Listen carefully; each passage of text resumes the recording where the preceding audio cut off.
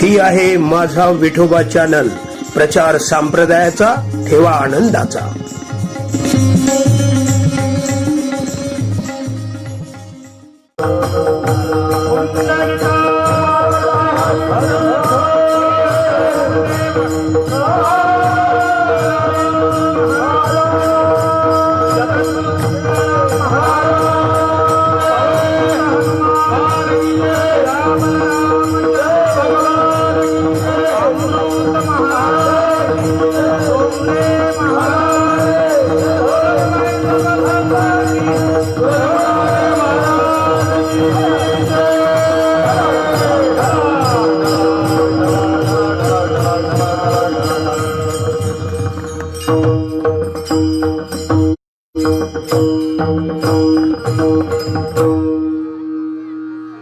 सेवितो हा रस वाटितो अनिता, घ्यारे होऊ नका राणभरी.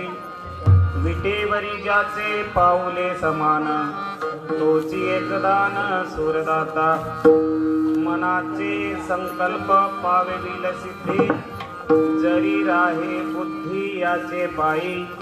विटेवरी ज्याचे पाऊले समान, तोची एकदान सुरदाता. तुका मने मज धाळीला निरोपा, मार्ग हा सोपा सुखरूप. विटेवरी ज्याचे पाऊले समान, तोची एकदान सुरदाता. पांडुरंगा करू पांडुरंगा करू प्रथम दुसरे चरण दत्ताची हरे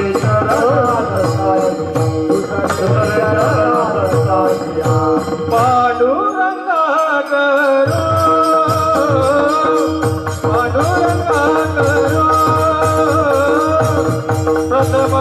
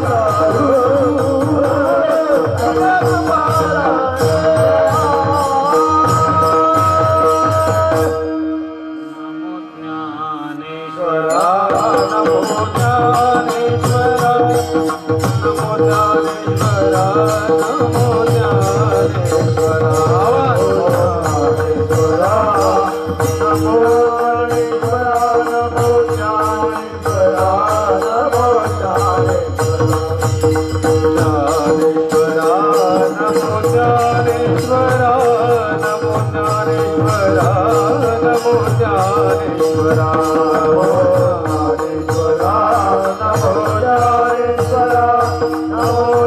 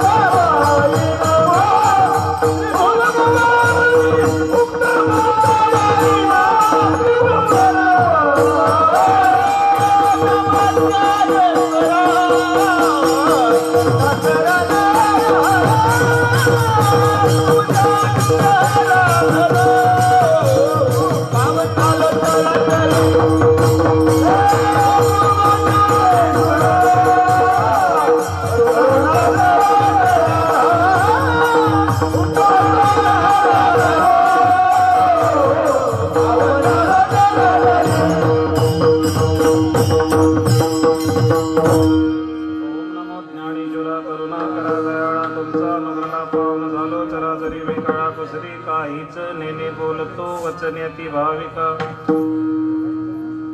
ऐसे नमन करुणी सकळा हरिकथा बोली बोबड्या बोला ज्ञानी म्हणून आपुल्या बाळा चालती सकळा नामावने विठ्ठल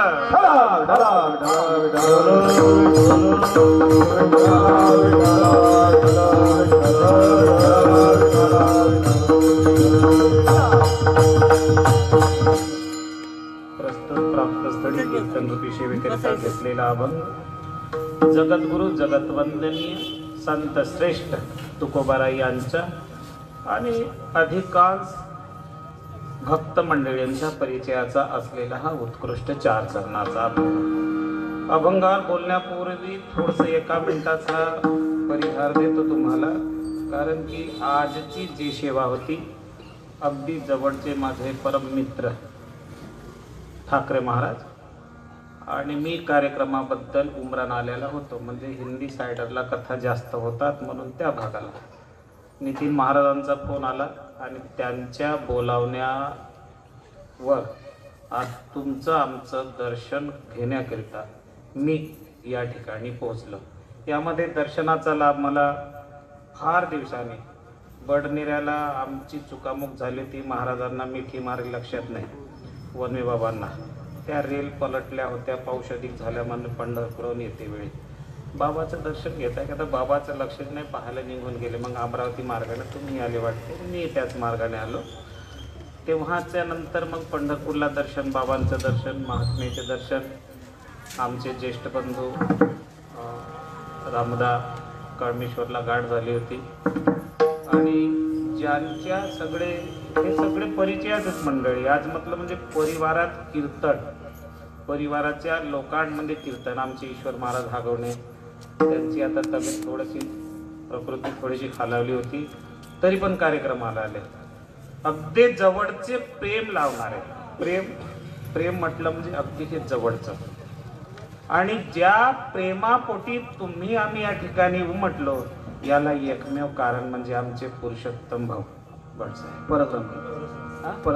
परसरामजी बडसाहेब, त्यांचे प्रेमावडीने सगळ्या गावकऱ्यांचं म्हणजे या ठिकाणी या कार्यक्रमाला पूर्णता सफल बनवणं त्याकरिता.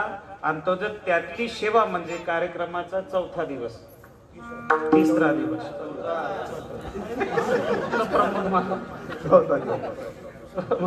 माझेच गुरु असे राहील तर मी कसं. पहिल्यांदा असं हरिद्वारवरून आलो, काय करा प्रमोदाला म्हटलं गळ्यात माळ नाही, ताड वाजवता येत नव्हती. स्वतःचं म्हणजे जास्तच माणसानं स्वतःची झाकाव नाही, उघडं करा पाहता. स्वतःची चूक स्वतःला करून आले म्हणून तो माणूस सुधरत असतो आणि 1 खोटं बोलण्यासाठी 100 खोटं जो बोलत असेल तो माणूस जीवना कधी सुधरत नाही. हरिद्वारवरून शिक्षण करून आलो आणि त्या ठिकाणी मग निशी महाराजांना कार्यक्रमाला नेलं. टाळ वाजवता येत नव्हतं, हरिपाठामध्ये पावळ्या खेळता येत नव्हतं, गळ्यात माळ नव्हती. काय करावं, कोणाच्या हातात माळ टाकावं. निशी महाराज म्हणे प्रमोद महाराज काळे आहे. हे म्हणले मी टाकत नाही. त्यांनी माझा हात धरून डोंगरे महाराजांच्या समाधीवर नेलं आणि ते माळ त्यांच्या समाधीवर ठेवली. मग प्रमोद महाराजांनी माझ्या गळ्यात टाकली. अजूनही प्रेम तेव्हाच लग्नाच्या आधी आणि खूप डांबरट माझा परिचय देण्याला आलेला नाही. चला असं कार्यक्रमाला आपण अगदी 9 वाजत आलेले. जितका जेणे काही अल्पबुद्धिमतेनं अभंग सोडवण्याचा प्रयत्न करतो. तुम्हाला पटेल असं सांगतो आणि न पटेल असं काही सांगणार नाही. विठ्ठल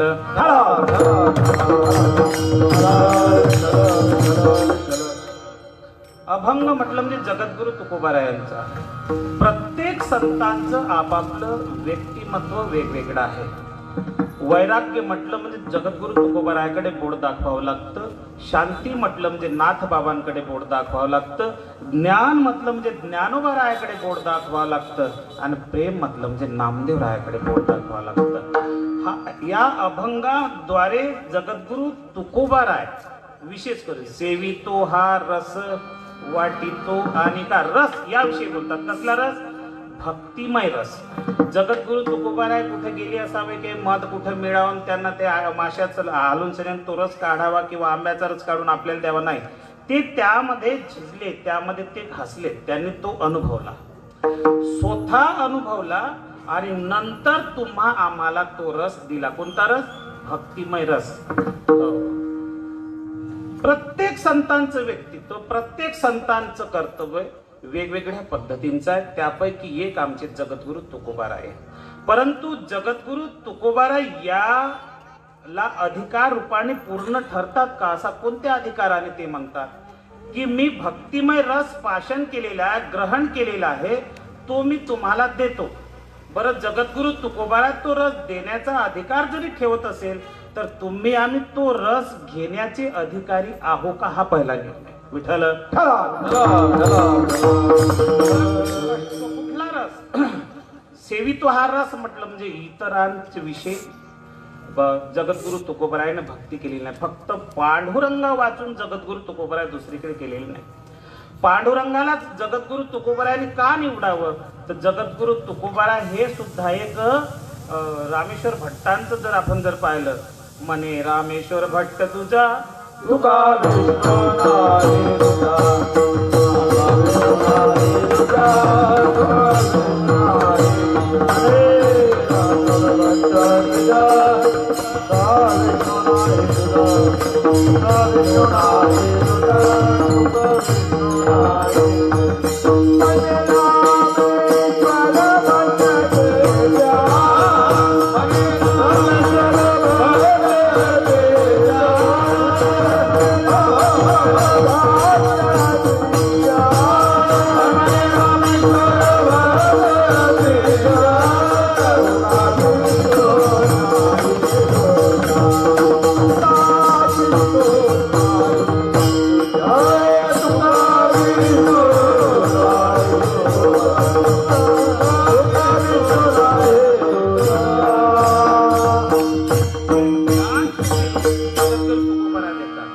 परंतु रस जगद्गुरु तुकोबारायाने घेतलेला आहे तो साधारण त्याने असं सहज मिळालेला नाही.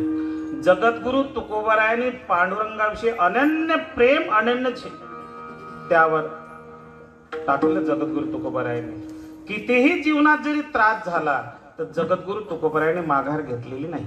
जगद्गुरु तुकोबारायाने याच भक्तीविषयीने, याच रसाविषयी का बोलतात तर जगद्गुरु तुकोबारायाने सांगा. जगद्गुरु तुकोबाला विचारलं, म्हणले का तुम्ही पांडुरंगाच्या विषयी, पांडुरंगाच्या भक्तीविषयीच रस तुम्ही साठविलेला, इतर देवतांच्या विषयी रस तुम्ही साठविलेला नाही का? तर तुकोबारायाने सांगावं, म्हणले 33 कोटी देव चामुंडा, अष्टकोटी भैरवरे याच्या नांदी जर लागलं तर म्हणले याची मी शेवटात जाणार नाही, माझी भक्ती शेवटात जाणार नाही. का शेवटात जाणार नाही? कारण की हे सगळेचे सगळे नाशवंत आहे, यांना मरण आहे, म्हणून मी यांच्या नांदी लागलेलं नाही. 33 कोटी देव चामुंडा, 33 करोड नाही. काही काही महात्म्याने खूप व्याख्या केल्या. आपले शुद्ध हिंदू धर्माचे दैवत म्हटलं म्हणजे 33. काही काही वेदाला काही परिवर्तन झालं, त्यामध्ये कोणी लेखकांनी कलम टाकून घेतली, 33 कोटीच्या जागी 33 करोड टाकून दिले. 33 करोड एवढे दैवतच नाही आपले. आणि आपले मूळ दैवत जे आहे पांडुरंगाविषयी दुसरं कोणी नाही. जगाच्या पाठीवर पांडुरंग जर काढला, इतरांच्या नांदी लागूच नका. आता बरेचसे मार्ग निघले, त्याकरिता संत महात्म्याने सांगितलेले भाव इतराच्या नांदी न लागता पांडुरंगाच्याच नांदी लागा. रास्ते सांगितले, नका जाऊ आडराने, नका जाऊ आडराने, नका जाऊ आडराने, नका जाऊ आडराने, नका जाऊ आडराने, नका जाऊ आडराने.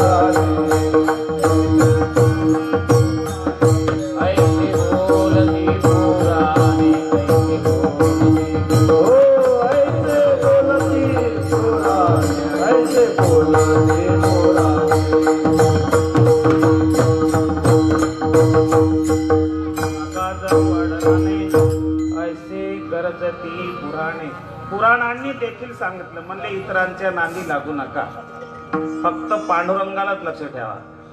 पुराणांनी सांगितलं, वेदाने सांगितलं, वेद अनंत बोलीला अर्थ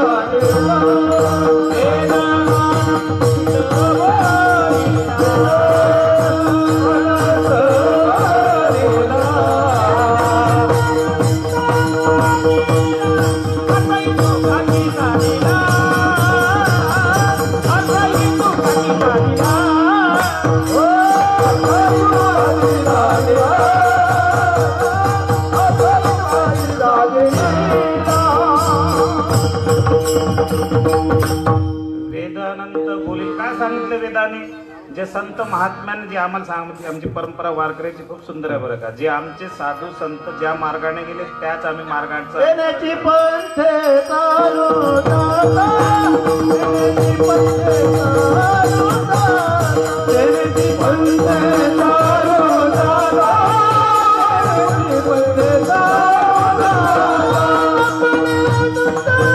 अपने गुंदा कोटे गाए, अपने गुंदा कोटे गाए.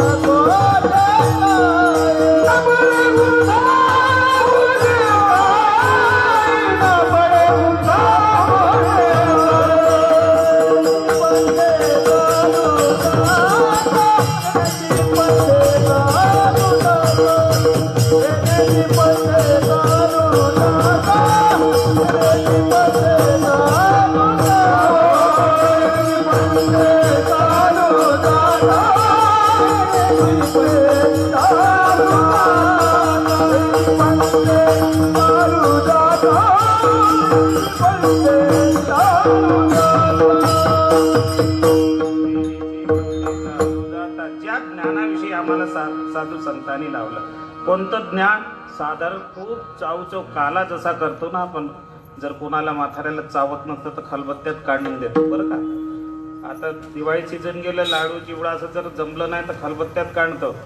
जर असं कालवणं पोळी जर टाईट आली, रात्रीची पोळी सकाळी जर जेवाचा प्रश्न पडला तर त्या भाजीमध्ये नरम करावं लागतं.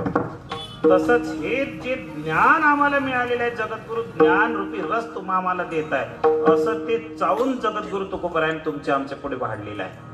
विचार करा, ज्या वेदातलं ज्ञान, एक वेद ऋग्वेदातलं ज्ञान 4 वेदामध्ये आणलं, 4 वेदातलं ज्ञान शास्त्रामध्ये आणलं, 6 शास्त्रामध्ये, त्यातलं तेही सोपं तुम्हाला होणार नाही म्हणून ते ज्ञान पुराणामध्ये आणलं, आणि ते पुराण एवढं कुठून जमेल बा म्हणून ते ज्ञान काढलं आणि ते उपनिषेदाला आणलं. उपनिषद गायत्री परिवारांच्या दृष्टीने असे उपनिषदांची संख्या जर पाहिली ती 108 असे सांगतात. परत ज्ञानोबा रायाने त्या 108 उपनिषदाला इतकं झेपेल का म्हणून त्यांना 10 प्रमुख उपनिषद तयार केले. उपरी दश उपनिषेदे जे हे परिज्ञान मकरंदे. कोणते 10 उपनिषद? ईस ज्ञान कंठ प्रश्न मुंड मांडुक्य येतरे तेतरे छांदोग्य आणि प्रधारण्य. यातलं जसं पाहतो ना, तुम्हाला पुन्हा सरळ भाषेमध्ये सांगण्याचा प्रयत्न करतो. किती ज्ञान सरळ केलं जर तुकोबरायाने. गुलाबाचं फुल आहे, गुलाबाच्या फुलाला पंखड्याला सुगंध नाही. आपण जर सुगंध घेतला, पंखड्या नाकाला लावलं म्हणजे सुगंध, त्याला प्रश्न नाही. त्या पंखड्याला सुगंध देण्याचं ताकद असतात.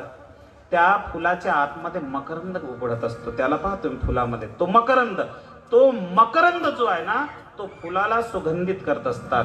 तसं हे जे ज्ञान आहे ना, जी हे परिज्ञान मकरंदे, हे जे ज्ञान रूपी आहे, जे वेदातलं काढून आणलेलं आहे, ते ज्ञान आमच्या साधू संत महात्म्याने त्याला असं सरळ आणि सोपं करून तुमच्या आमच्या पुढे वाढलेलं आहे.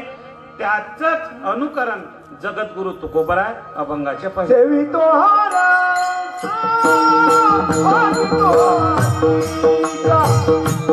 देवी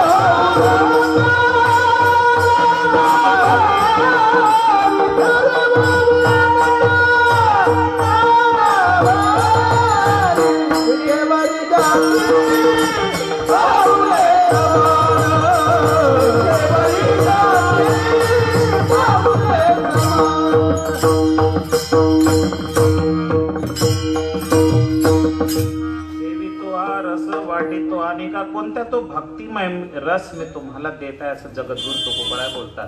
पण जगद्गुरु तुकोबराय भक्तिमय रस कोण्या भगवंताची भक्ती केली आणि त्या भगवंताचा रस तुम्हा आम्हाला भक्तिमय रस पाजला याला महत्व आहे. जगद्गुरु तुकोबरायने विचार करावा. इंद्रचंद्र को क्या क्या भया सबको मालूम है जी याच्या नांदी लागलेले नाही. म्हणून मज कामारेती ध्याये ब्रह्मा कन्येशी धरू जाये परा सेरे केले पाय देवा दुर्गंधा ब्रह्माचे पाठीमाग लागलेले नाही. जगद्गुरु तुकोबरायने सगळ्याचं अध्ययन केलेलं.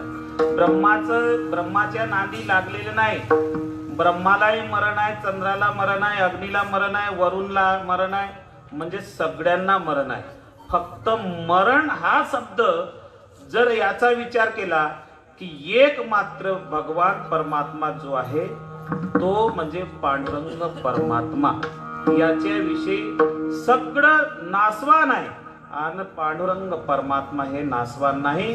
कारण की ब्रह्मांड नायकच सृष्टी करता याला विशाल प्रकाशपुंज असं म्हटलं गेलेलं आहे. भगवान परमात्मा पांडुरंग परमात्म्याला हे द्वापर युगानंतर हे स्वतः पांडुरंग परमात्म्याच्या रूपामध्ये स्वयंभू रूपामध्ये आले. स्वयंभू हा माझा विटेवरी उभा, नाही घडविला नाही मडविला, असा भगवान पर चैतन्याचा गाभा पांडुरंग. असा भगवान परमात्म्याला कोणी प्राण प्रतिष्ठा केलेले नाही, बसवलेले नाही. म्हणून भगवान परमात्मा हा तुला सगुणी म्हणू की निर्गुण रे, तुझ सगुण म्हणो की निर्गुण रे, तुझा सगुण म्हणो की निर्गुण रे, तुझ सगुण म्हणो की निर्गुण रे, तुझ सगुण म्हणो की निर्गुण रे. सगुण निर्गुण रे,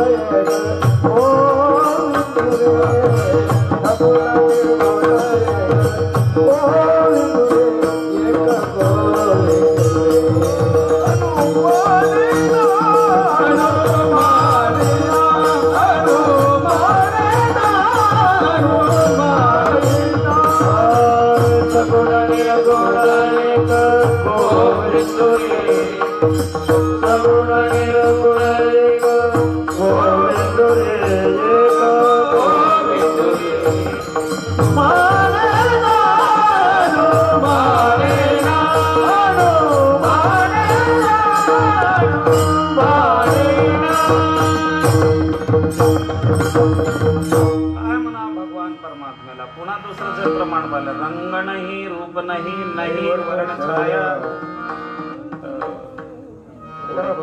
निर्गुण निराकार तुझी रूपाया. भगवान परमात्म्याला काय म्हणा, त्या भगवान परमात्म्याला मरण नाही, तो जगाचा बाप आहे. असा जगाचा भगवान परमात्मा हा पांडुरंग परमात्मा. म्हणून वेदाने सांगत निज निष्ठा नाम घ्यावे विठोबाशी शरण जावे. वेदाने इतर देवताचं शरण जा असं वेदाने सांगितलेले नाही, शास्त्राने सांगितलेलं नाही. नाहीत मग आपले सिजनेबल देवी देवता वेगळे आहे. नवरात्र आलं का आपल्याला ना देवीच्या मांग लागावं लागतं. पुन्हा गणपती महाराज आले का त्याच्या नाणी लागले, हे आपले आहे. म्हणजे तो गणपती नाही, देव शिवशंकराचं लग्नाच्या आधी म्हणजे गणेशजी होता. देवा तुझी गणेशू ज्ञानेश्वरी जर पाहिला आपण, त्यांच्याही लग्नामध्ये भगवान परमात्मा म्हणजे गणेश म्हणजे भगवान पांडुरंग परमात्माच आहे, दुसरे नाही. हे अवतारी आहे बाकीच्यांचं. एक जर कुटुंब जर काढलं शिवशंकराचं, हे सगळं पूजनीय कुटुंब पडतं. पण तरी पण यांना वेळ प्रसंगाचं जर आपण कथाभाग जर पाहिला तर पांडुरंग परमात्म्याचा हा म्हणजे नारायण अवतार आहे. यांच्याच नाभिकमळातून ब्रह्माचा अवतार आहे आणि ब्रह्माच्या क्रोधापासून शिवशंकराचा अवतार आहे. हे बाकी शिवशंकराची सृष्टी वेगळी, शत्रुपा मनूची सृष्टी वेगळी, हे प्रत्येकांची सृष्टी आहे. यांच्या नादी जगद्गुरु तुकोबराय लागलेले नाही. परंतु जे जगद्गुरु तुकोबराय त्या भगवान परमात्म्याचे विषयी आम्हाला भक्तिमय रस भाषण केला, ते भगवान परमात्मा म्हणजे पांडुरंग परमात्मा. की किती दारिद्र्य असू द्या, किती गरिबीची अर्ष असू द्या, तुमचं दारिद्र्य जर दूर व्हायचं असेल, गरिबी जर दूर व्हायची असेल, तर एकमेव निष्ठावंत वारकरी बना, पांडुरंगाच्या नादी लागा. तुमची गरिबी दूर झाल्याशिवाय राहणार नाही. हे प्रॅक्टिकल आहे. विठ्ठल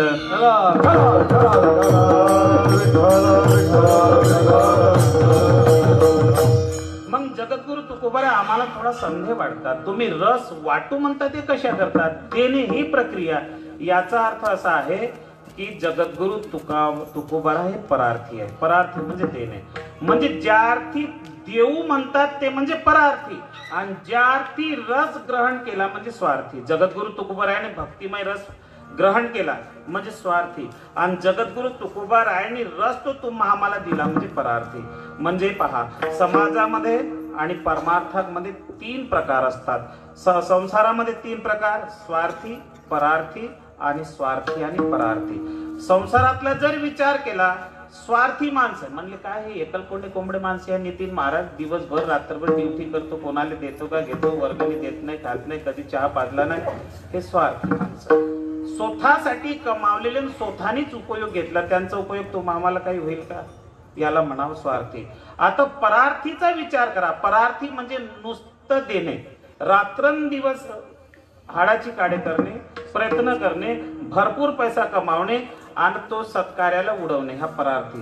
परार्थी आहे पण तो स्वतःला उपयोगीचा आहे का, स्वतःला अनुभव आहे का, नाही. परार्थी दुसऱ्याकरता आहे पण त्यांनी तो त्याचा अनुभव घेतलेले नाही म्हणून तोही कामाचा नाही. 3रा वर्ग असा आहे, त्याला स्वार्थी आणि परार्थी. रात्रंदिवस एक करावं, भरपूर पैसा मिळावा आणि त्यातले काही पैशाचं परमार्थाला लावावा. भटसाहेब, आपण कीर्तनाला म्हणा, कार्यक्रमाला म्हणा, भागवत कथेला म्हणा, रामकथेला म्हणा, सप्त्याला म्हणा, रात्रंदिवस एक करावी, भरपूर पैसा मिळवावा आणि अर्धा पैसा पारमार्थिक जीवनामध्ये खर्च करावा, धार्मिक कार्यामध्ये करावा आणि उरलेल्या शिल्लक पैसा त्याने आमचा प्रपंच चालवावा. याला म्हणावं स्वार्थी आणि परार्थी. अशाच प्रकारे 3 प्रकार धार्मिक क्षेत्रामध्ये आहे. 3 प्रकार जर आध्यात्मिक दृष्टीने पाहिले तर पहिल्या क्रमांकाचा स्वार्थी. आता महात्मे तुम्ही जर म्हटलं तर पहिल्या क्रमांकाचा स्वार्थी संताला म्हणता येत नाही. डोकं घालायचं. संतामध्ये आणि साधूमध्ये भरपूर आहे. संत फक्त पाहिले तर आमच्या महाराष्ट्र भूमीवरच आढळत असतात आणि साधूचा जर विचार केला तर ह्या उत्तर प्रदेश बाकीच्या भागामध्ये मिळत असतात. मग बाकी तुम्ही विचार म्हणाल संत आणि साधूमध्ये काय फरक आहे, तर फरक इतकाच आहे नितीन महाराज की भगवंताच्या पाठीमागे जो चालत असतो तो साधू आणि भगवंत ज्यांच्या पाठीमागे चालत असतो तो संत. विठ्ठल आलं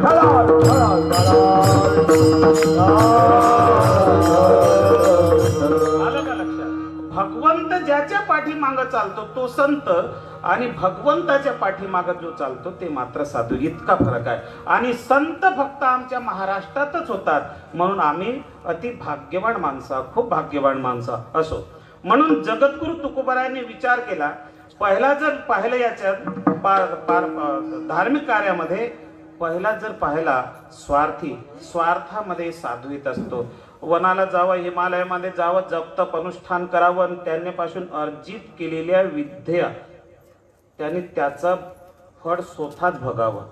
समजा त्या साधूनी तपस्या केली, त्याला भगवंत प्राप्त झाले आणि त्यांनी त्याला आशीर्वाद दिला, त्या आशीर्वादाचा आनंद तो स्वतःच घेतो, दुसऱ्याला देता येत नाही.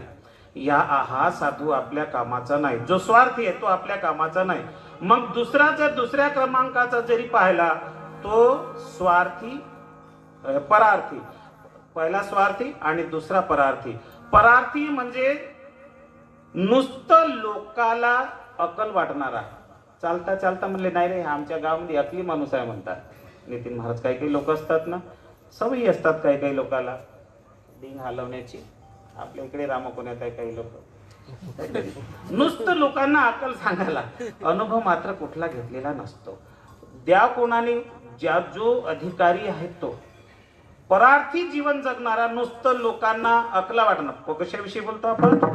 सांसारिक दृष्टीतून निघून आपण पारमार्थिक क्षेत्रामध्ये बोलतो की आमच्या पारमार्थिक क्षेत्रामध्ये असे महात्मे आढळत असतात. एक स्वार्थी म्हटलं म्हणजे साधू, आणि दुसऱ्या क्रमांकाचा मध्ये नुसतं परार्थी, ज्यांनी कुठला अनुभव घेतलेले नाही, कोण्या शाळेत शिकायला गेलेले नाही, चातुर्मास काढलेले नाही, कोण्या संस्थेतून निघलेले नाही, उगच गावभर हिंडत असतात. माळा घालत जा, एकादशी करत जा, वारीले जात जा, उपास करत जा, सप्त्यात बसत जा, कीर्तन ऐकत जा. आणि याले विचारा म्हणले का रे आजच्या कीर्तनाचा अभंग कोणता होता, एवढं सोडून बोलावा बाकीचं आपलं. नुसतं लोकाला तत्वज्ञान सांगणारा. अमृताची गोडी पुढीला सांगसी, अमृताची गोडी पुढीला सांगसी, अमृताची गोडी पुढीला सांगसी.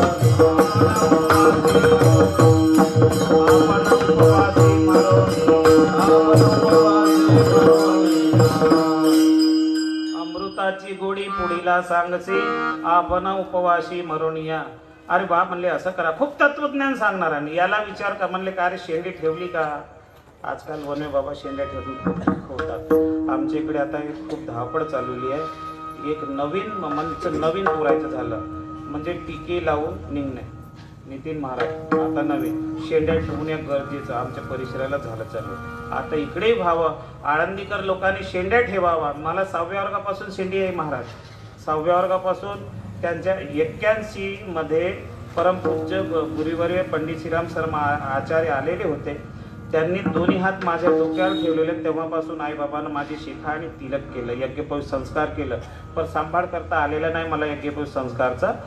पण मग माळ जर करत असलं तर यज्ञोपवीतांची गरज नाही. ज्यांच्याकडे तुळस माळ जर असली ना तर यज्ञोपवीतांची गरज नाही. कारण की बरेचसे प्रतिबंधित असतात, त्यात उघडं बोलता येत नाही आहे की नाही. एकांताची वेळेला ते बरेचसे त्यांचे यज्ञोपवीतांचे नियम असतात. असो हा भाग आपला नाही. विठ्ठल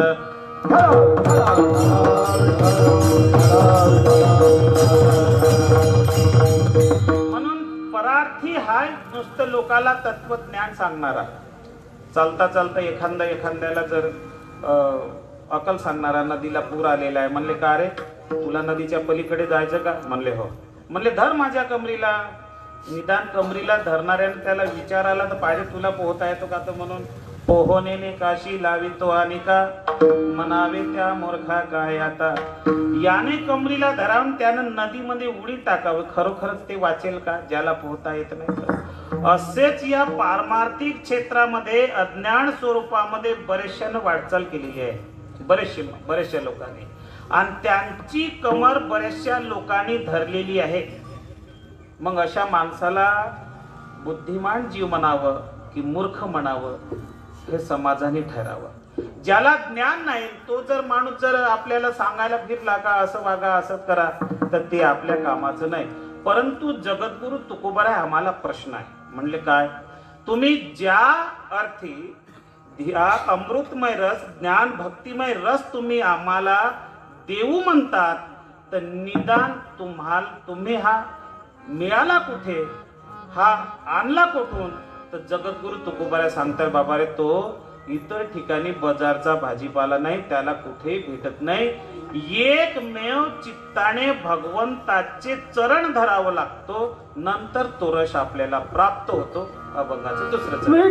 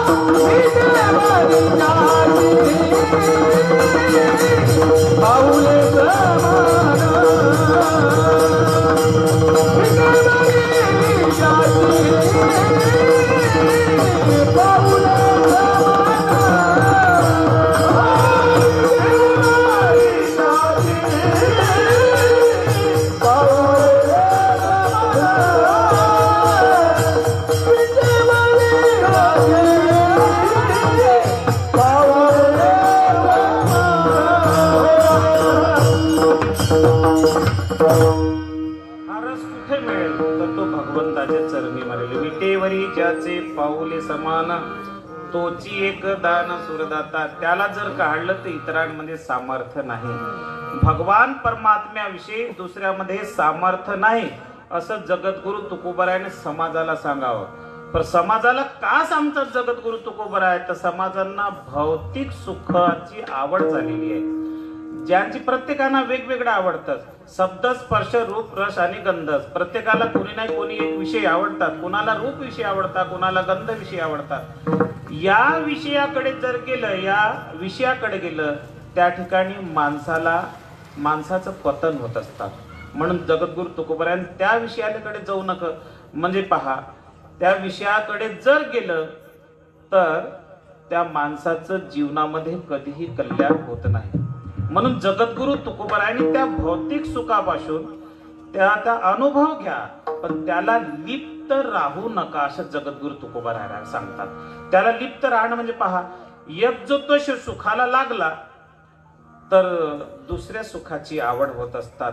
आता जर आम्ही सायकल घेतली तर मोटरसायकलची आम्हाला अनुभूती होत असतात. ती जर घेतली तर 4 व्हीलर घ्यावीशी असं वाटत असतात. त्या सुखाकडे जा, त्याचा अनुभव घ्या, पण त्याच्यामध्ये लिप्त राहू नका असं जगद्गुरु तुकोबराय पाहतात. कारण की जो त्या ठिकाणी गेला तो कधी माघार आलेला नाही. तो भगवंतापासून संतापासून दूर होत असतो. एक पाहता एकाचे दहने सावध तरी सावध त्या गुन्हे कारे नावा. एक पाहता एकाचे दहने सावध त्या गुन्हे कारे नावा.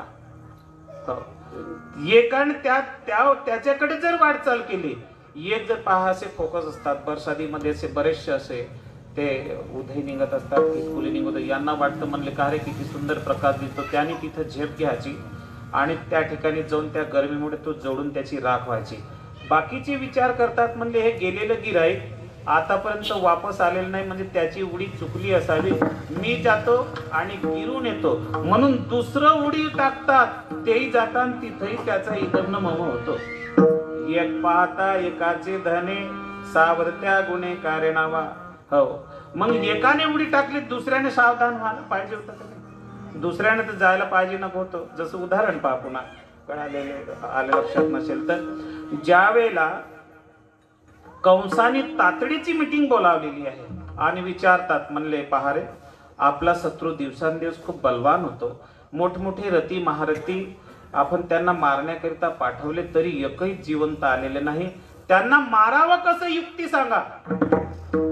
त्यांना मारावं कसं युक्ती सांगा.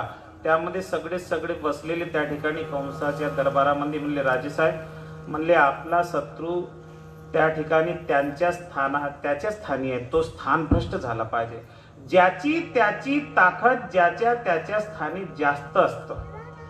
मग एखादं त्या गल्लीचं मर्क कुत्र जर इकडे जर आलं आणि त्याच्यावर साधं चांगलं कुत्रा हावभाव केलं तर ते पुष्ट दाबत तिकडे जातं आणि त्यांच्या गल्लीमध्ये गेलं म्हणजे तर मग हे रिवर्स होतं. तर म्हणले करायचं का, म्हणले ज्याची त्याची ताकद स्थान भ्रष्ट झाली की होत असतं. जसं आपल्या एखादा पोरगा अमेरिकेत गेला तर त्याची ताकद कमी होत असतात, तिथं त्याला जपून राहावं लागतं. पटलं का लक्षात? म्हणजे भगवान श्रीकृष्णाची ताकद त्यांच्या ठिकाणी जास्त आहे कंसा, त्या कृष्णाला त्यांचं स्थान भ्रष्ट करावं आणि मथुरेमध्ये आणून मारावं. म्हणले बाबा अति उत्तम युक्ती आहे, युक्ती फार छान आहे. बाकीच्या सगळ्यांनी टाळ्या वाजवल्या. मग त्यामध्ये एक म्हातारं उभं झालं. म्हणले थांबाव कंस साहेब. म्हणले काय झालं? म्हणले युक्ती बरोबर आहे. कंसाला त्या ठिकाणी आपल्या मथुरेमध्ये आणावं आणि नंतर आणल्यानंतर त्यांना मारावं, युक्ती सुंदर आहे म्हणले. म्हणले पूर्वीला उंदरांनी बैठक केली आणि त्या उंदरांनी विचार केला. म्हणले पहा आपल्या गावामध्ये रोज बोकोबा येत असतो आणि तो आपल्या कुटुंबाला खात असतो. आपण ज्याही घरी जातो त्या घरी येतो आणि एक दिवसांदिवस तो आपला कुटुंब कमी करतो. म्हणले कराव का? म्हणले एक युक्ती आहे माझ्याकडे. का?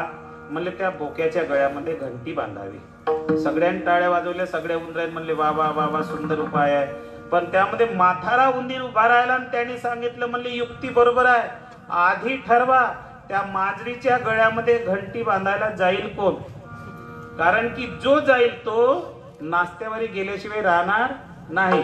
तसंच कंस साहेब आधी ते ठरवा का कृष्णाला आणायला जाईल कोण. भगवान परमात्मा हा प्रकाश पुंज आहे.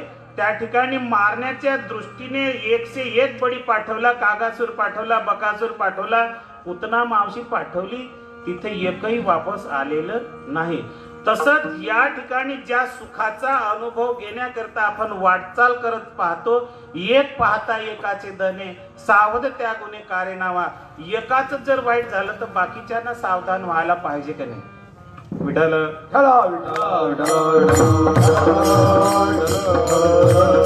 अज्ञान रूपी आमचा अंधकार दूर व्हावा म्हणून जगद्गुरु तुकोबारायांनी भक्तिमय रसा तुम्हा आम्हाला दिलेला आहे. पण हा रस कुठे मिळेल? तर तो पांडुरंगाच्या चरणी मिळेल. म्हणून विटेवरी ज्याचे पाऊली समान तोची एक दान.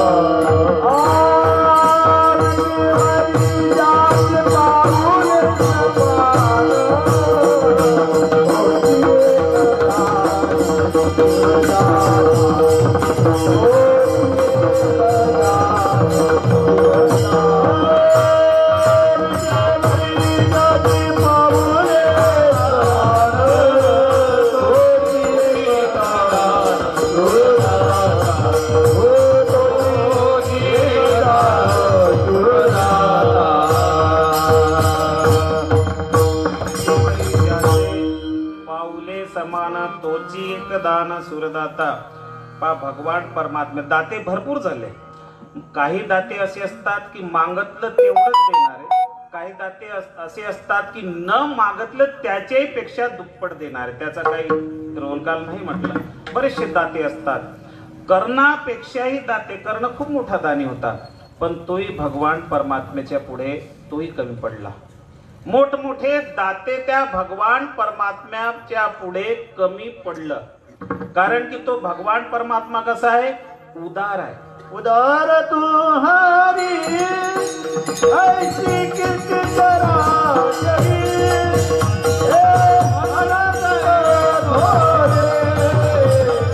जगदाती पावा. उदार तू हरी ऐसी कीर्ति करा जगी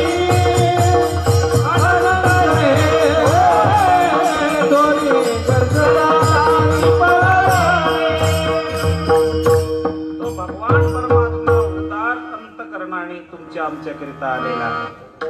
उदार भगवान परमात्मा आहे. त्याच्याशिवाय इतर कोणी दानी नाही. दुसरं कोणी दानी नाही. पण त्या भगवान परमात्म्याच्या विषयी काय करा? मी जो रस पाशन केलेला आहे तो रस तुम्हाला मी देत आहे. कशाच्या? चरण रूपी सेवेकरिता. त्या भगवंताच्या नादी लागा. त्या भगवंताच्या चरणी नतमस्तक व्हा.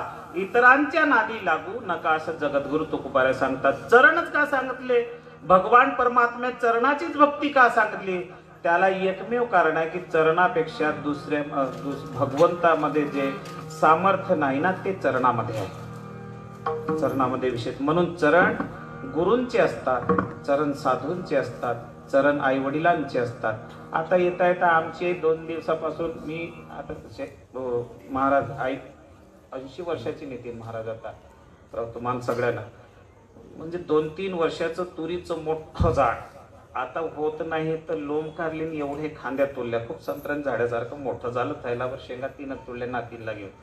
मी म्हटलं आई आल्याच काय आले तुम्ही असा नाश करायला थोडस बोललो, गव्हाचा खुंदाळ झाला, खांद्या तोडल्या थोडस बोललं, यायला पाहिजे नव्हता.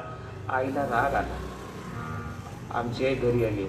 कीर्तनाला निघता निघता आईच्या आशीर्वाद घ्यायला गेलो तर आईचं आगळं वेगळं दृष्ट दिसलं. पण आपल्याला माहित आहे माजरींचं दात माजरींच्या पिल्याला रुतत नसतात. आई वडिलांनी श्राप जरी दिला, शिव्या जरी दिल्या तर मुलाला तो अमृत तुल्य होत असतात, अमृत तुल्य होत असतात. म्हणून हमेशा मी सांगत असतो कथेमधून कीर्तनामध्ये, मंदिरात न जाता होत असेल तर जाऊ नका. अजिबात हनुमंतरायाला पाणी टाकू नका. काही गरज नाही मंदिरात जाण्याची. परंतु जोपर्यंत आई वडील जिवंत आहेत त्यांना सांभाळा. खरे दैवत या पृथ्वी तळावर जे असतील तर त्यांच्या कर्जातून मुक्त व्हा. ज्या वेळेला लग्न होतात तिकडे प्रथा आहे की नाही, लग्न मांडवाच्या बाहेर निघलं तर दावस्थान आई आपल्याला दूध पाजत असतात. का ते आपल्याला आठवण करून देतात की बाळा तुला आतापर्यंत 25-26 वर्षापर्यंत सांभाळलं, पण लग्नानंतर तुला विसर पडू नये या दुधयाची आठवण ठेवजो आणि मरेपर्यंत त्या दुधाचं ऋण समजून माझं शेवटपर्यंत नेजो. विठ्ठल. म्हणून चरण वडिलांचे, चरण आईचे, चरण गुरुचे, चरण प्रभूचे. खूप चरणाची भक्ती म्हटले साधारण चरणाची भक्ती पांडुरंगाची जर केली तर सखुबाईचा कथाभाग तुम्हाला माहितच आहे. भगवंताच्या चरणाची भक्ती आऊबाईने केली. आऊबाईचं लग्न झालं. लग्न होऊन ती सासरला आली आणि अंगावरचे दागिने तसेच राहिले. दुसऱ्या दिवशी दिंडी आली विठोबा रखमाई करत. रात्रीचं झाडझूड केलं. कुलूप बसलेली आपली एक ननद घेतली आणि कचरा फेकण्याकरिता एक बाहेर गेली. दिंडी बरोबर आऊबाई निघून गेली. जेमतेम लग्न झालेलं, अंगावरचे दागदागिने जवळच गळ्यामध्ये तिच्या धारण केलेले. दिंडी बरोबर आऊबाई निघून गेली. ननदनं पाहिलं आपली वहिनी कुठे दिसत नाही म्हणून घरी आलं. म्हणले आई वहिनी आली का घरी? म्हणले नाही तुझ्यासोबत आली. तर म्हणले ती माझी इथं आलेली नाही. विचार पडला सासू सासरेल्या नंदेला. मुलगा जर घरी आला आणि त्याने विचारलं सून कुठं आहे तर मी सांगेल काय? आऊबाई दिंडी सोबत पंढरपूरला निघून गेली. पंढरपूरला दिंडी सोबत निघाला. भगवंताला प्रश्न पडला आऊबाई माझ्या करिता येत आहे, माझ्या चरण तिच्यामध्ये हृदयामध्ये धारण आहे आणि ती काय करावं? म्हणून आऊबाई भगवान परमात्मा झाला. भगवान परमात्मा आऊबाई झाला. आऊबाईच्या घरी गेला आणि संध्याकाळी आता मुलगा येऊ प्रश्न पडला सासू सासरेले कुठं आहे म्हणून. तितक्यामध्ये विचारलं मुलाने आई सून कुठं आहे? भगवान परमात्माच बाहेर आले. आवाज दिला का? म्हणले आतापर्यंत. म्हणले सासूबाई आतमध्येच होते मी. भगवान परमात्मा आऊबाई बनून आले आणि आऊच्या पती सोबत रती गेले आणि 1 महिन्याचा गर्भ भगवान परमात्म्याने धारण केला. म्हणून त्या चरणाची भक्ती जगद्गुरु तुकोबरायाने सांगितली. असा भगवान परमात्मा जो आहे ना तो आमचा भगवान परमात्मा पांडुरंग परमात्मा आहे. पण त्याला एकमेव जर तुम्हाला जर त्याचं आपलं करून घ्यायचं असेल हृदयापासून जावं, मनापासून जावं आणि एक निश्चय करावा आणि तो मात्र अटल राहावा. असं अभंगाचं 3रं चरण सांगतात. मनाचे संकल्प पाविना मनाचे संकल्प मनाचे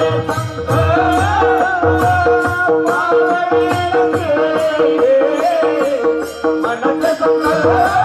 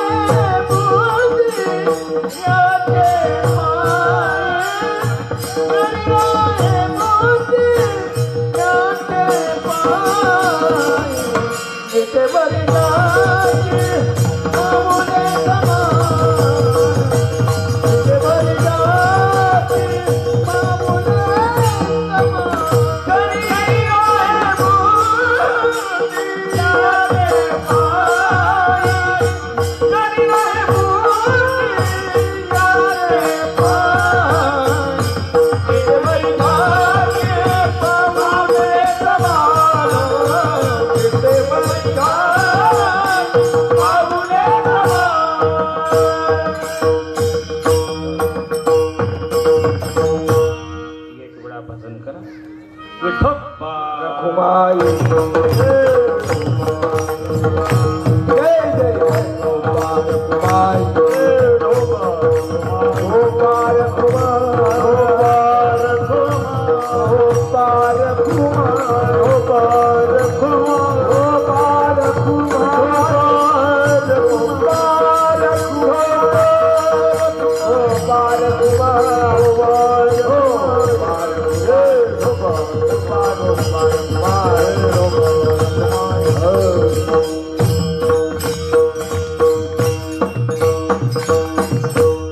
मनाचे संकल्प पावेविल सिद्धी जरी राहे बुद्धी याचे पायी. कोणाचे पायी? जगद्गुरु तुकोबाराय काय सांगतात की जरी राहे बुद्धी याच्या पायी, म्हणजे पांडुरंगाच्या चरणी. कशाबद्दल? तुमचं मन जाग्यावर असेल तर. कारण की मन हे कसं आहे? चंचल आहे, वडाळ आहे. ते एकाच ठिकाणी स्थिर राहू शकत नाही. चालता चालता जर मार्केट जर आपल्याला दिसलं तर कुठेही बसूशा वाटतं, काही खाऊशा वाटतं. मन एका ठिकाणी नाही. आम्ही या ठिकाणी जर कीर्तनाला आहे आणि जर कोणाला जर आम्ही वेळ दिलेला असेल तर आमचं मन त्या मित्रासोबत आहे, आमचं मन त्या थिएटरमध्ये आहे, आमचं मन त्या जलेबीमध्ये आहे, आमचं मन त्या शेणामध्ये आहे. कुठेही राहू शकतात. मन आहे ते. मनाची गती काही सांगता येत नाही. जगद्गुरु तुकोबाराय म्हणतात की मनापासून केलेला संकल्प तो कशाकरिता? भगवान परमात्म्याच्या विटेवरी ज्याचे पाऊले समान, त्या भगवंताच्या चरणाविषयी जर तुमचा संकल्प असेल ना तर मनाचा संकल्प खूप मोठा होत असतात. जरी राहे बुद्धी याचे पायी. मग बुद्धी कोणाची जाग्यावर? तर आपल्याला राधा भागवतामध्ये पाहतो. मी भागवत कथा ऐकलेल्या असेल. भगवंताच्या भक्तीमध्ये राधेनं भगवान परमात्म्याला आपलं करून टाकलेलं, भगवान परमात्म्याला भुलवून टाकलेलं आहे. चिंता अष्टनायकांना पडली, विचार पडला, विचार करतात. म्हणले दिदी रुक्मिणी काय आजकाल भगवान परमात्मा आपल्या या ठिकाणी राहत नाही. कुठं जातात, काय करतात कुणालाही माहित नाही. ते म्हणते मला माहित आहे, कालिंदीने आली अष्टनायिका. आलं का लक्षात? म्हणले मला माहित आहे दीदी का मी भगवान परमात्म्याला पाहिलेला आहे. कुठे? म्हणले यमुनेच्या तटावर. पायी देखी लागे माये यमुनेच्या तिरी हात काढ्यावरी राधिकेच्या. मी बघितलेलं आहे. म्हणले राधा सोबत कोणी भगवान परमात्म्याला पाहिलेलं? म्हणले हो भगवान परमात्म्याला मी राधा सोबत पाहिलेलं. म्हणले इना आपला बुवा आपल्यापासून दूर केला तर म्हणले राधेचा काटा कायमचा काढायला पाहिजे तर दुःख बसेल. काय करावं? म्हणले ठीक आहे, बरोबर युक्ती आहे. काही दिवसांनी राधा राणी त्या मार्गाने येतात आणि रुक्मिणीला आवाज देतात. म्हणले ताई काय? ते बघा म्हणले राधा त्या मार्गाने येत आहे. म्हणले येत आहे. म्हणले जा. रुक्मिणी या म्हणले सगळ्यांनी युक्ती केली. त्या ठिकाणी आतमध्ये पाठवलं. एकीनं गरम गरम दूध त्या ठिकाणी तयार केलं. किती गरम दूध? का त्या दुधामध्ये जर बोट जरी पडलं तर त्या बोटातली चमडी विरघळून जाईल इतकं गरम दूध केलं. इकडे सत्या, सत्यभामा, मित्रविंध्या, कालिंदी या सगळ्या वाट पाहतात आणि दरवाज्यावर आला. राधा जवळ आली ना आवाज दिला मित्रविंध्यानं. म्हणले राधा दीदी अगं कुठे जाते, काय करते, आजकाल दिसत नाही, काय करतो? म्हणले ये ताईसोबत बोल, बऱ्याच दिवसात दिसली. मग राधेला बोलावून घेतलेला आहे राधेला बोलावलेलं, पलंगावर बसवलेलं आणि डोळ्यांच्या इशाऱ्यानं सांगितलं, म्हणले दूध गरम जर झालं असेल तर घेऊन या. दूध गरम आणलं किती होती. ज्यावेळेला राधेला तुम्ही गरम दूध पाजलं त्यावेळेला तिच्या हृदयामध्ये माझे दोन्ही चरण कायम होते. श्री राधे कायम हृदयारविंदे पादारविंदम विराजते. तिच्या हृदयामध्ये माझे चरण होते. ज्यावेळेला गरम दूध पाजलं ते गरम दूध माझ्या पायावर ठेवलं आणि राधा सुरक्षित वाचवली. का किती भावविभोर झालेली, किती तल्लीन झालेली होती की म्हणजे राधाचे मन आणि बुद्धी भगवंताच्या चरणाशिवाय वेगळी गेलेली नव्हती. मनात पासून केलेला संकल्प आणि बुद्धीपासून केलेला विचार भगवंतापासून दूर झालेला नाही. किती श्याम श्याम रटत आप ही श्याम भई फिर पुछत सकियन से राधा कहा गई. इतकं प्रेम ज्या राधेचं त्या भगवान परमात्म्याच्या चरणी होतं, त्या पांडुरंगाच्या चरणी होतं. असा जर मनापासून केलेला संकल्प जे मन वंडाळ आहे, जे इकडे तिकडे आपलं फिरत असतं, अशा मनापासून हिंडत असलेल्या समाजांना जगद्गुरु तुकोबराय आपल्याकडे बोलावतात आणि सांगितलं, म्हणले पहा तुम्ही इतर मार्गी जाऊ नका, इतरांच्या नादी लागू नका. मी जो भक्तिमय रस तुम्हाला आज देत आहो तो फक्त तुम्ही ग्रहण करा. परंतु याला ग्रहण केल्यानंतर तुमचं मनापासून आणि बुद्धीपासून केलेला संकल्प असावा. मनाचे संकल्प पावेविल सिद्धी जरी राहे बुद्धी याचे पायी. विटेवरी ज्याचे पाऊले समान तोची एकदान सुरदाता. म्हणले बरोबर आहे जगद्गुरु तुकोबराय, तुम्ही जे म्हणता ठीक आहे, परंतु हे कशावरनं तुम्ही आम्हाला पाठवतात, कोणाच्या आदेशामुळे पाठवतात? तर जगद्गुरु तुकोबराय अभंगाच्या 4थ्या चरणात तुका म्हणे तुका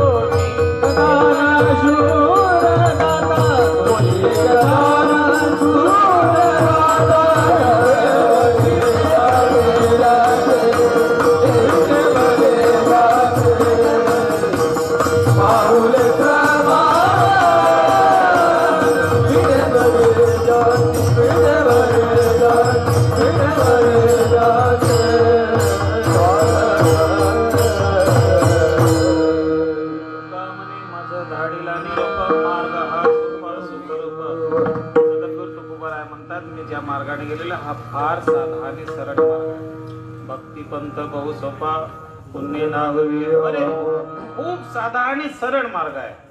हो, कारण की हा जो मार्ग आहे ना, साधू संतांनी आधी अनुभवलेला आहे आणि तो अनुभवल्यानंतर त्यांनी त्याचा आनंद घेतल्यानंतर स्वतः त्यांचा अनुभव घेतल्यानंतर तो मार्ग संत महात्मे जगद्गुरु तुकोबराय आम्हाला देतात.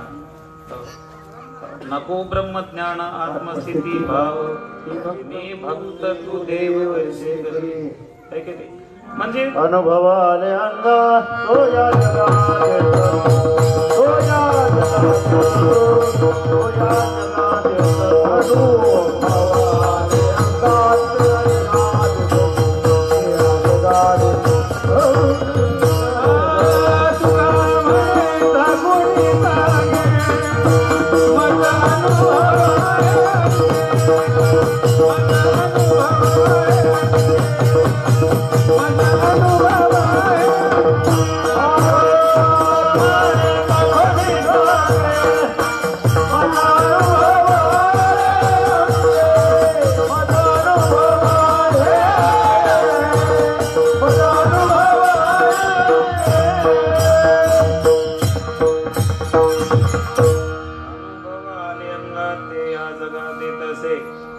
भगवान परमात्म्याचा अनुभव जगद्गुरु तुकोबारायला आला. जगद्गुरु तुकोबारायांनी साधू संतांनी आपल्या भागामध्ये, विदर्भामध्ये, महाराष्ट्रामध्ये, भारतामध्ये, देश विदेशामध्ये भरपूर आता गरज नाही म्हणजे ठाकूर भक्ती दिवसानी दिवस विश्वामध्ये खूप चालू झालेली आहे.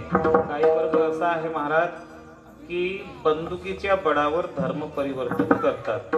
काही वर्ग असा आहे का प्रलोभन देऊन धर्म परिवर्तन करतात. पर आम्ही कधीच कोणाला प्रलोभन दिलेले नाही आणि धर्म परिवर्तनाला कोणाला सांगितलेले नाही. धर्म परिवर्तन केलं म्हणजे त्याला 7 पिढ्या त्याच्या नरकाला जात असतात इतकं आपल्याला माहित आहे. ज्याने धर्म परिवर्तन केलं आधी अनादी सनातन धर्म आहे आपला, याची नीव नाही. प्रत्येक धर्माची स्थापना तुम्हाला मिळेल. बसलं तर मी सांगून देईन कोणत्या धर्माची कधी आणि कोण्या वर्षीची स्थापना आहे. हो, भगवंतांनी द्वापर युगामध्ये सनातन धर्माचं संरक्षण करण्याकरता तेव्हा सांगितलं धर्म संस्थापनार्थाय, यानंतर धर्माची स्थापना करिता कधी मला गरज पडेल तर, आणि भगवंताने त्याची गरज पडली. पुन्हा शाश्वत आणि सनातन धर्म कायम राहावा म्हणून आज विश्वाच्या जागोजागी आपला धर्म नीव टाकत आहे. आता सौदी अरबला शिवजीच्या मंदिराला बांधकामाकरिता तिथल्या गव्हर्नमेंटनं 8 करोड रुपये दान दिलेले आहे. 8 करोड. UAE मध्ये मंदिर, आता जे मंदिर तोडण्यात आलेले होते, आता आपल्याला मंदिर, आता पुन्हा एक राहिलेलं आपलं राम मंदिराची तर भानगड आपली झालीच, पुन्हा एक काशीची राहिलेली आहे, 2 स्थानी राहिलं, आणि एक तेजो महल राहिलेला आपला, मथुराचं एक राहिलेलं आहे की नाही. एक तेजो, ताजमहल नाही महाराज नितीन महाराज, तो तेजो महल आहे, भगवान शिवशंकराचं अधिष्ठान आहे. याची भानगडी चालू आहे. ते आपल्या पक्षातला गेलं. आपण म्हणजे हिंसावादी नाही आहो, अहिंसावादी आहो, आणि भगवान परमात्मा त्यांच्याच पक्षात राहतात जो अहिंसावादी आहे. अहिंसा हा परमधर्म हा आमच्या भागवतांनी सांगितलेले. असो, वेळ झालेली आहे.